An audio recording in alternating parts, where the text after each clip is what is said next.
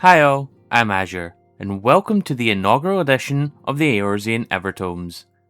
Today, on this very first episode, where better to begin with Final Fantasy XIV than the very beginning, the dire situation that the original 1.0 version of Final Fantasy XIV was under, the destruction of an entire game, and the miraculous rebirth that led to the creation of Final Fantasy XIV, A Realm Reborn. Let's get started.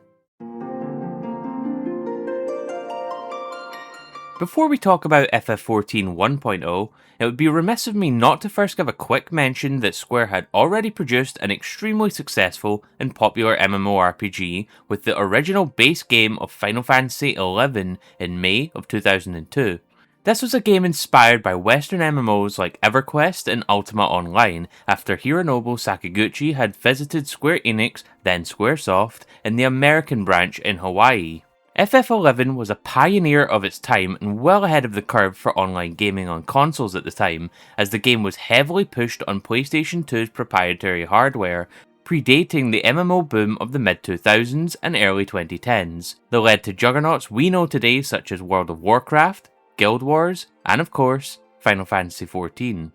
FF14 1.0 would release 8 years later than FF11 in 2010, and to say it was a disaster, well...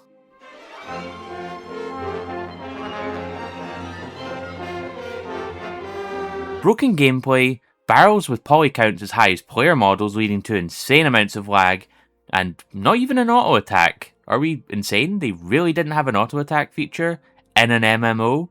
You had to wonder, what were they thinking? The release was a critical failure for Square Enix and required swift action if there was to be any hope in saving the burning remains of this train wreck. They started by firing the then director and producer of the game, Nobuaki Komoto and Hiromichi Tanaka, and replacing them with Naoki Yoshida, more affectionately known to the Final Fantasy XIV community now as Yoshi P. Yoshi P started out at Square Enix in 2004, working on the Dragon Quest series, specifically with Dragon Quest X, the Dragon Quest MMO. Parallel to the beginning of his career at Square, the development behind the scenes of FF14 1.0 was tearing at the seams, and only 3 months after the game's release, Yoshi P was brought onto the game to try and turn it around, and well, we're now in 2026. We're only a few months away from Final Fantasy XIV Evercold, which is the 2.0 version of the game's 6th expansion, so I think it's fair to say he did just that. It's important to note that Yoshi P had played games like Ultima Online far before his work on Square's titles, so there's certainly a feeling that he had the chops to pull something like this off. He had already cut his teeth on MMOs before working on Dragon Quest X, so it wasn't entirely an unfounded appointment. I won't get into the structural changes he made to the game, because that's something that people with far more experience and know-how have already done, such as the incredible 3-part documentary series produced by NoClip, but instead I'll get into one curious change both he and his team made to the game, that all started with a small red dot in the skies of Eorzea players would begin to see in patch 1.19 of the game, released in October 2011, one that would mark the beginning of the end for Final Fantasy XIV as they knew it.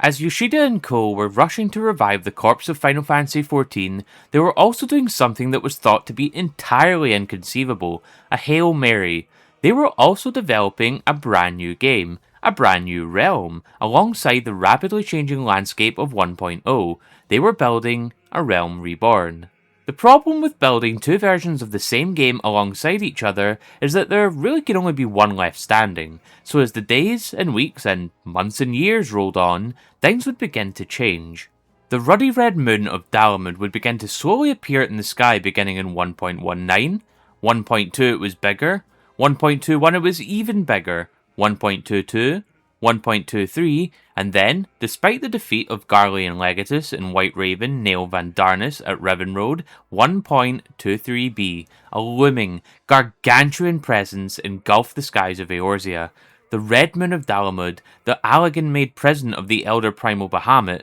thought to have been stopped after the defeat of Nail, made its descent on Eorzea, and even to this day, the videos left behind of the final hours of this version of Eorzea are truly haunting.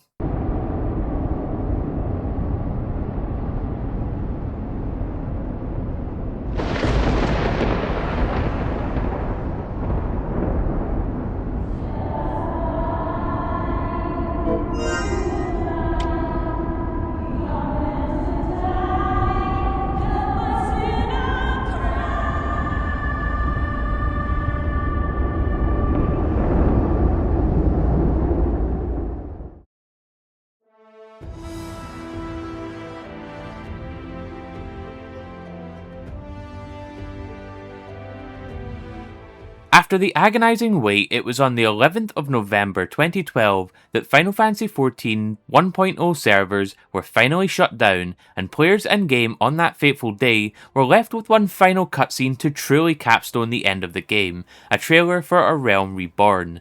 This scene depicted the destruction of Dalamud, Bahamut breaking free of its bonds at the Battle of Cartano and unleashing an insanely destructive Terra Flare that utterly decimated Eorzea, leading to the ending of the 6th Astral Era and the beginning of the 7th Umbral Era. Despite the devastation on both sides of the conflict, it was the sacrifice and bravery of one Louis-Levier, whom you may recognise as the grandfather of the two twin scions of Final Fantasy XIV that we know, Alphinaud and Alisaie, or you may also know him as the minor spelling mistake guy. Louis-Levier would attempt to invoke the power of the 12 gods of Eorzea, however the spell would fail and the rage of the Elder Primal would not be stopped. So, in a last-ditch effort to throw seeds to the wind, much like a dandelion, he would mass teleport as many people as he could forward in time. This would include very notable and well-known characters, the likes of Thancred Waters, Y'shtola Rule, Papalymo Totolimo, Ida Hext, Urianger Ogorelt, and Minfilia Ward, who would all go on to form the Scions of the Seventh Dawn, as well as Moonbrida Wilsonvin, the leaders of the three Grand Companies, Sid Garland, and of course you, the Warrior of Light.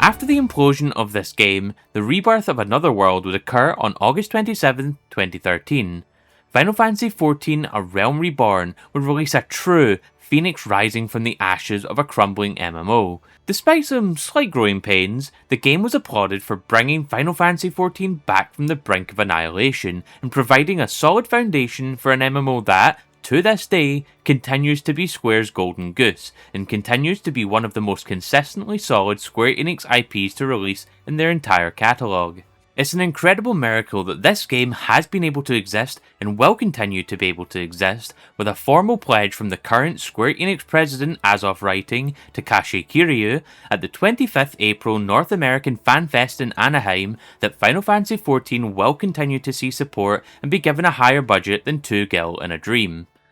The game has come a long way since the days of 1.0, the destruction of a realm and the rebirth of a new one, and with the beginning of a brand new story, the Godless Realm saga in Evercold, the game doesn't look like it's going to be slowing down anytime soon.